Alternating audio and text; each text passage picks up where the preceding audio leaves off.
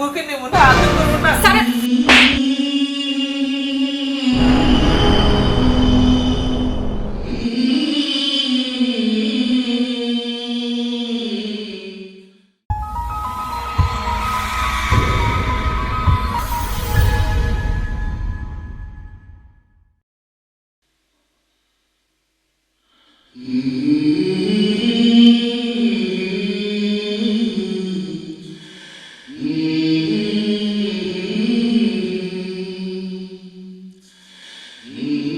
বাড়িতে কেউ আছেন?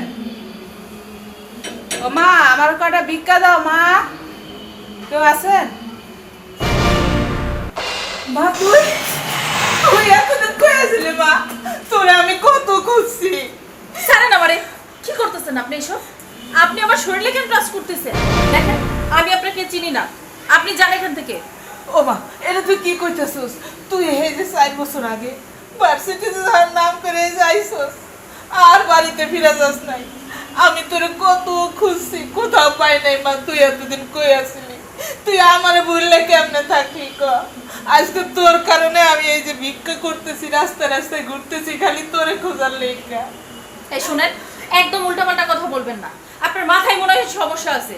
আপনি জানতো কোনো ভিক্ষা হবে না। যান, বের হয়ে যান। না মা, আমি যাবো না। আরে ছাড়। তুই আমি একলা একলা কেমনে দেখছি, আমার কত কষ্ট হয়েছে। তুই চল মা আমার সাথে। আরে ছাড়েন তো, বারবার একই কথা বলতেছেন। হ্যাঁ আমি মানলাম আপনি আমার মা, কিন্তু আপনি যে আমার মা এটা যদি আমার শ্বশুর বাড়ির লোকজন জানে, আমার স্বামী, আমার শ্বশুর, আমার দেবর, কি হবে বুঝতে পারতেছেন? আমার মান সম্মান কিচ্ছু থাকবে না। তারা যদি জানে যে আমার মা একজন গরিব ভিক্ষুক, শোনেন, আমি কিছুতেই আমার মান সম্মান নষ্ট করতে পারবো না। আপনি এই মুহূর্তে এবার থেকে চলে যান। মানে এটা তুই কেমন কথা কস? এতদিন পর তোর লাগে আমার দেখা, তোরে আমি একটু বুকে নেবো না, আদর করবো না। ছাড়েন।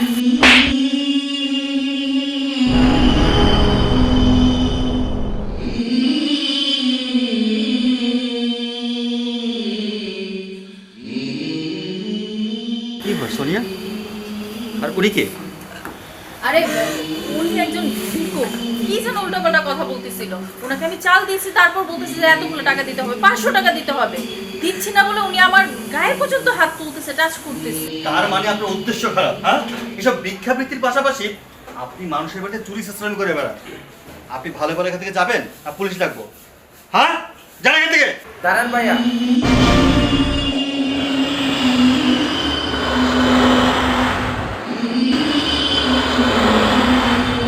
কি রে, তুই আবার কি বলবি? তুমি জানো উনি কে? উনি কে? একজন ভিক্ষুক। উনি ভিক্ষুক না, উনি হচ্ছে বাবির মা, তোমার শাশুড়ি। কি বলছিস না বলছিস? তোর মাথা ঠিক আছে তো? হ্যাঁ, তোর ভাবি একজন ভার্সিটি পড়ুয়া মেয়ে, তার বাবা মা বিদেশে থাকে, আর তুই বলছিস সামান্য ভিক্ষুকটাকে তার মা? উনি ভিক্ষুক হইলেও তোমার শাশুড়ি, বাবির মা। আমি আড়াল থেকে সব শুনেছি ভাইয়া। কি রে, সত্যি বলছিস? আপনি সত্যি করে বলুন তো, সোনিয়া আপনার কি হয়? কি হলো, চুপ করে আছেন কেন? বুঝতে পারছি না। আচ্ছা, আমি যা শুনলাম এই ভিক্ষুক মহিলা নাকি তোমার মা, কথা সত্যি? আরে না না, কি বলছো তুমি এসব? তোমার ভাই যা বলছে মিথ্যা বলছে। আমি এই ভিক্ষুককে চিনি না। কোথায় আমি আর কোথায় উনি? ঠিক আছে, তো আমার ভাই কেন মিথ্যে বলতে যাবে আমাকে? আমার মনে হচ্ছে তুমি কোনো কিছু লুকাচ্ছ। আমি তোমার কাছে কি লুকাবো? তুমি আমার কথা বিশ্বাস করতেছো না ওর কথা বিশ্বাস করতেছো? তোমার কথা বিশ্বাস করতেছি না ওর কথা বিশ্বাস করতেছি এমনটা কিছু না, সত্যিটা বলো তাই জিজ্ঞেস করলাম। আমি সত্যিটাই বলতেছি, আমি এই ভিক্ষুককে চিনি না। তুমি এই ভিক্ষুককে চেনো? সেটা আমার চোখ মুখ বলে দিচ্ছে। তুমি কি ভেবেছ আমি মূর্খ? আমি কিচ্ছু বুঝি না?